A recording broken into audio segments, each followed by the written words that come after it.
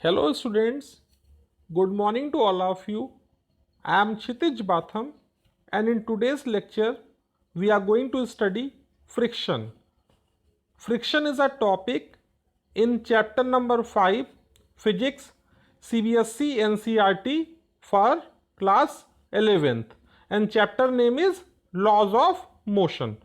So before we take up this topic, I would like to request one and all to subscribe to our YouTube channel and click on the bell icon to receive the future notifications. I also request you to share our YouTube channel so that maximum people can make use out of it. So we will start with definition of friction. So we will try to explain the concept with help of an example. Okay, so suppose there is a block that is lying on a flat surface. So what will be the forces acting on the block? There will be the weight of the block in the downward direction. There will be normal reaction in the upward direction. So when the block is in equilibrium, the weight of the block in the downward direction and normal reaction will cancel each other. Okay, and now we are applying some force on the block. So we are applying some force. So according to the Newton's law, we know Newton's law. The body at rest will remain in rest, and body at motion will remain in motion unless and until some external force is acting on it. So some forces acting on it. So there is ought to be a motion between the two bodies, relative between the two bodies, between the surface and the object. But in actual there is no motion happening. Up to a certain point there will be no motion happening. So what is happening? We are applying force but there is no motion. So by common sense we can conclude there is ought to be a force that is restraining the motion or that is opposing the motion. Okay, so that restraining or opposing force is called as friction force. Okay, so friction is a contact force. Okay, friction is a contact force that opposes relative motion. Okay, so we know that when one body is moving over another body, so there is some sort of restraining force in between the two. Okay, so that force is called as the friction force. Friction is a contact force. There is ought to be contact between the two surfaces. Okay, and as we have known in the previous videos that there are two components of any force. So whenever we are taking any contact force can be resolved into two components. One is horizontal component, another one is vertical component. So horizontal component of the contact force is called as the friction. It is parallel to the surface in contact, and vertical component of the contact force is called as the normal reaction. Okay, so now the horizontal component of the contact force or the parallel component of the contact force parallel to the surfaces in contact. So this component will oppose the motion. So there are actually two types of motions.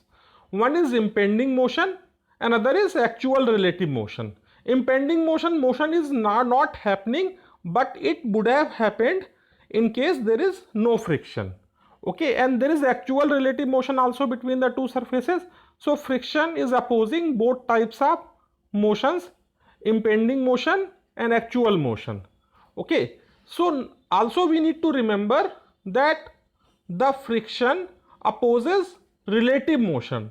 It does not opposes the absolute motion, it opposes the relative motion. Okay, and there is no friction if there is no external force applied on a body. We are going to cover these concepts in slides to come. So we will talk about three types of friction. Okay, friction can be categorized into three types: static friction, kinetic friction and rolling friction. Okay, so we are going to take them one by one. So what is static friction? Okay, suppose a body is lying on a flat surface or any surface and we are applying some force on it. Okay, so according to the Newton's law, the body should move, but actually body is not moving. Okay, so the force should be sufficient to initiate a motion, but motion is not happening. So what is there? There has to be some sort of opposition to the motion. So here we are talking about impending motion. So what is impending motion? Impending motion means the motion that would have happened in absence of the frictional force. That means if frictional force would not been there, so motion would have happened. But motion has not happened due to a type of force known as static friction. Okay, so when body is initially at the rest, okay, and there is no external force, in that case there will be no friction. No force, external force means no friction. So then we will apply some force. So when we will apply force, there will be some sort of friction known as static friction. And as we will keep on increasing the force, the value of the static friction will also keep on increasing. Okay, and then there will come a point when value of the static friction will become maximum, and it will be equal to limiting friction. We will use the word limiting friction for the maximum value of the static friction. And when the value will reach the maximum value, that is limiting friction, after that the object will start moving. So static friction is a force that resists initiation of motion of one body over another body with which it is in contact. Okay, and it will oppose impending motion. Okay, and maximum value of the static friction is known as limiting friction. Okay, so now we are going to denote it by F subscript S. S stands for static friction. So there are few laws of the static friction. One law tells that the static friction, the value of the maximum amount of static friction is independent of the surface area in contact. Means the maximum value of the static friction or limiting friction will be independent of the surface area in contact. Okay, and then comes another law. The maximum value of the static friction will be proportional to the normal reaction. Okay, so Fs max will be proportional to N. Fs max is maximum value of the static friction and N is the normal reaction. So when we will remove the sign of the proportionality, so there will come a constant. That constant is called as coefficient of static friction. That means F subscript max is equal to mu subscript S into N. Okay, where mu S is the coefficient of static friction. Okay, so the mu subscript S, okay, this is called as coefficient of static friction. And on what factor does it depend? It depends on the nature of the surfaces in contact.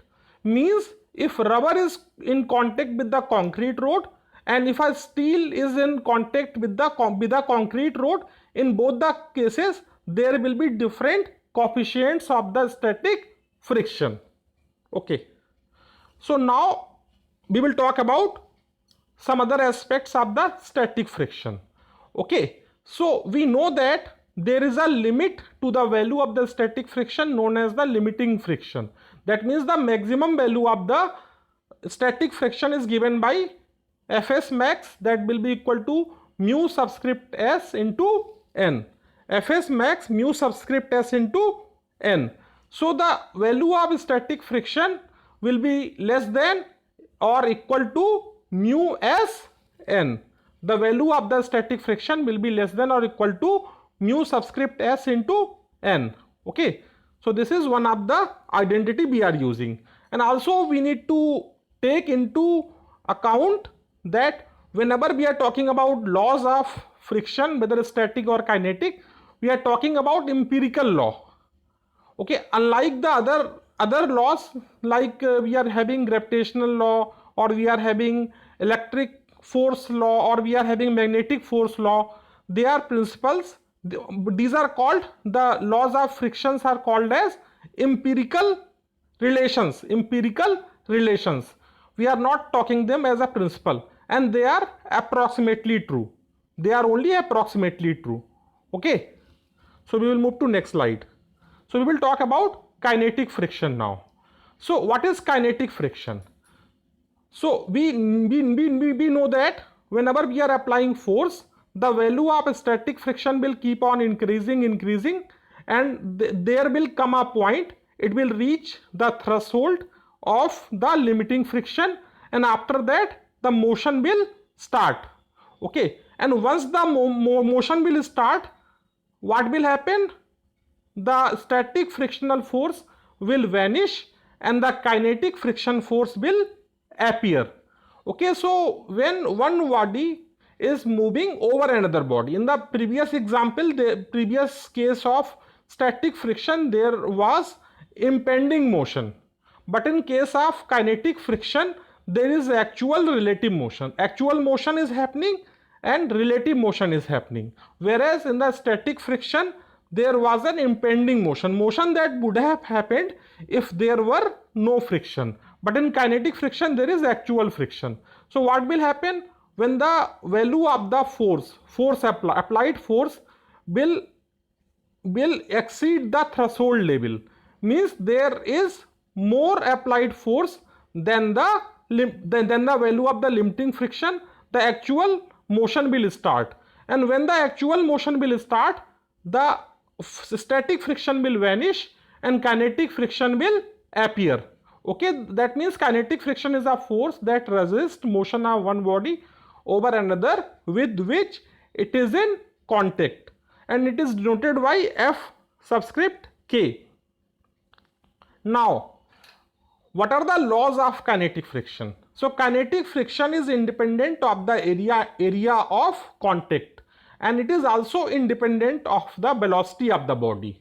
Okay, these are the laws, and like static friction, it is independent of the area of contact. The static friction as well as kinetic friction both are independent of the area of contact, and it is also, kinetic friction is independent of the velocity of the body. As we know, in the case of static friction there is no velocity, it is not moving at all. So this law will not be there in the case of static friction, but in kinetic friction we conclude this is a empirical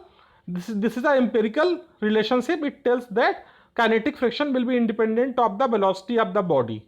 Okay, and now the value of kinetic friction will be directly proportional to the normal reaction.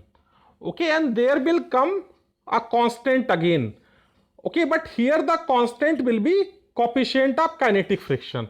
So F subscript K is equal to mu subscript K into N, where Fk is kinetic friction, mu K is the coefficient of kinetic friction, and N is the normal reaction. Okay, so this is one of the empirical relationship between the kinetic friction and normal reaction. So now we will talk about different scenarios in the motion of a body. So there will be three scenarios.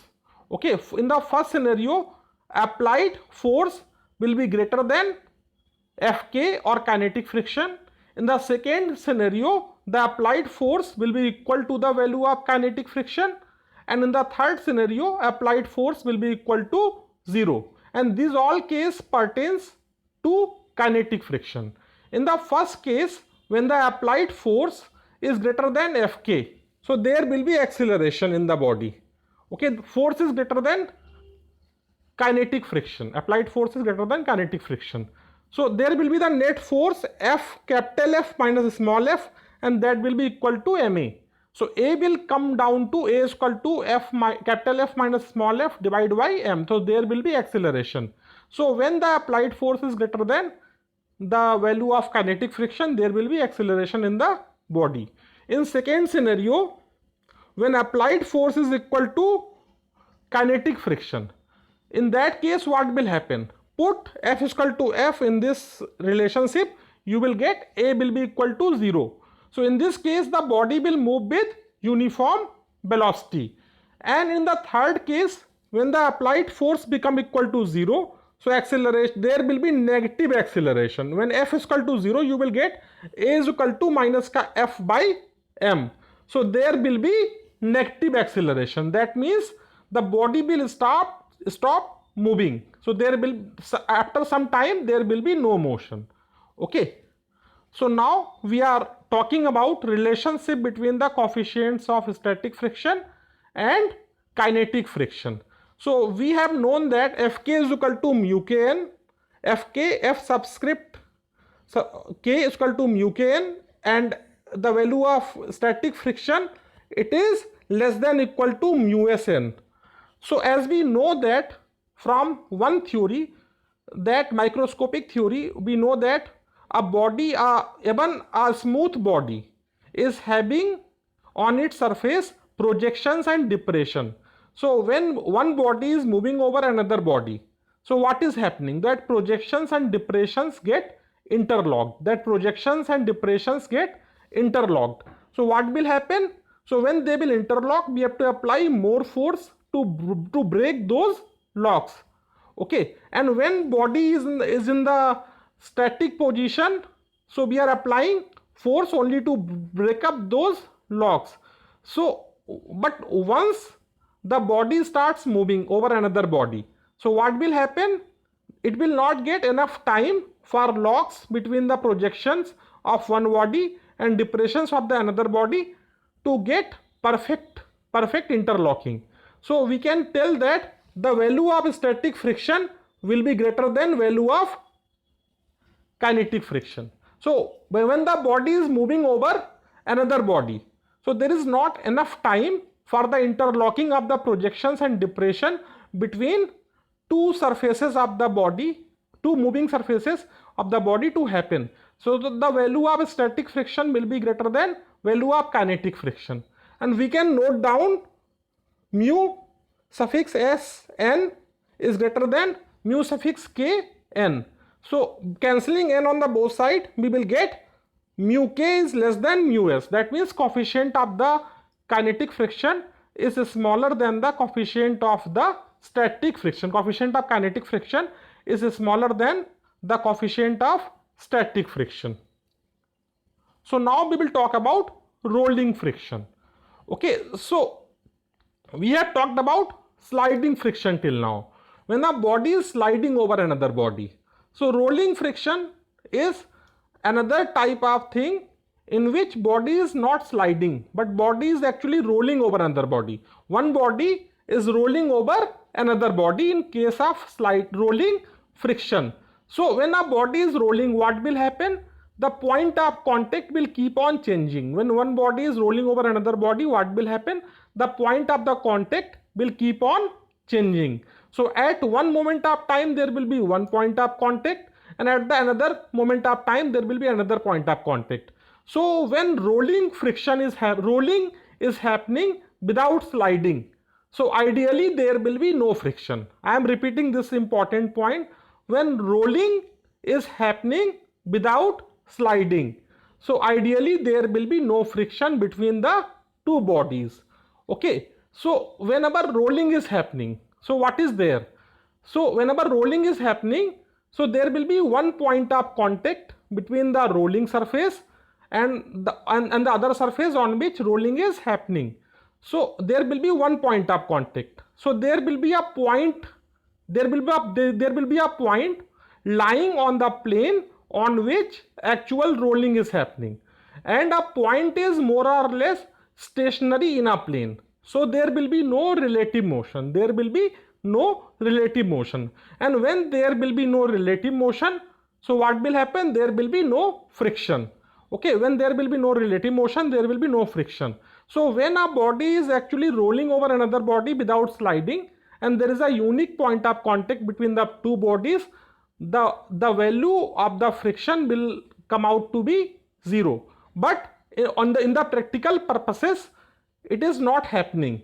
So whenever a body is rolling over another body, so the surface of the rolling body that comes in contact with the surface on which it is rolling. So there will be some deformation in the rolling surface. When there will be some deformation in the rolling surface, it will cease to be a point contact between the rolling surface and the surface on which rolling is happening. So what will happen? There will be some sort of friction. There will be some sort of friction. There will be some sort of rolling friction. Okay. So in the ideal case there should be no friction, but in rolling friction, when the actual case there will be some friction. So it is found that rolling friction is 1/3 to 1/4 time lesser than the sliding friction. Okay. So rolling friction is 1/3 to 1/4 time lesser than the sliding friction. So whenever we are talking about relationship between the static friction, kinetic friction and rolling friction, so we need to use this formula, not formula, actually the result. So the value of rolling friction is less than the value of kinetic friction, and that is less than the value of static friction. Fr is less than Fk is less than Fs. An example of the rolling frictions are what? Bowling balls, rotating wheels. These are all examples of the rolling friction. In fact, one of the most profound discovery in the history of mankind is the discovery of the wheels. So by discovering the wheels, they found it is easier to transport the items from one place to another by utilizing wheels. Okay, by utilizing wheels, it is easier to transport item from one place to another place. Okay, so intuitively they were knowing that the rolling friction is less than the sliding friction. The rolling friction is lesser than the sliding friction. Okay, so now a question arises: friction is a boon or a bane? So I will answer this question in the same philosophical dialogue. I will tell friction is a necessary evil. Friction is required and at the same time not required. So friction is a necessary evil and friction is both boon and a bane. Okay, so now how it is a boon? So without friction you will not be able to walk on a surface. So you will not be able to walk on a surface without friction. So your friction in the backward direction is making you move in the forward direction. Friction in the backward direction is making you move into the forward direction. Okay, so friction is helpful in walking. So even in the movement of automobiles. So automobiles are moving due to friction between their tires and the road. If there is no friction, so automobiles will not be able to start as well as stop. Okay, now whenever we are talking about stopping, we need to talk about brakes. So what are brakes? So brakes are the apparatus used to stop automobile. So brakes are having shoes, and that shoes are utilizing the concept of friction to stop a moving automobile. Whenever you are applying brake, so there will be shoes that will be coming into action, and there will be friction between the shoes and the tires, and as a result the automobile will stop moving. So brakes will not work without friction. Okay, brakes will not work without friction. So friction helps in walking, friction helps in moving of the automobiles, and friction also helps in the mechanism of the brakes in automobiles. Now we will talk about friction as a bane. Okay, as a blessing or not a bane. Bane means a curse. Friction as a curse. So we are having machines with the moving part. So whenever there will be the moving parts, there will be friction, and wherever there will be friction, there will be the dissipation of power. So power will get wasted, and the dissipated power will get converted into heat. So machines with moving parts get heated frequently. The machines with moving parts get heated frequently. So whenever there is overheating, there can be multiple consequences. Consequences like jamming of the machine part, not working of the machine part, okay, and several other mechanical malfunctions may happen if there are machines with moving part getting heated up. So how will we overcome heating up of the machine part? We can overcome by the use of lubrication. So how you will lubricate? You will lubricate with the help of oil, and even you can use grease, and sometimes you may also use graphite as a lubricant. You can use graphite as a lubricant. Okay, and whenever there are moving part, okay, we will use a concept that the rolling friction is lesser than the sliding friction. So we will make use of the ball bearings. So what will ball bearings do? Ball bearings will come in contact with the moving part, and as I told a short while ago, rolling friction is lesser than the sliding friction. The friction will be lesser when we are using ball bearings with the moving part, and there will be less heat generated and friction will be reduced.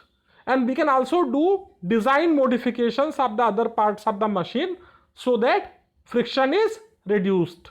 So friction is both boon and bane. So with this I conclude my video. Hope you like it. Okay, and if you have any queries, please write in comments. Thank you very much. Thank you.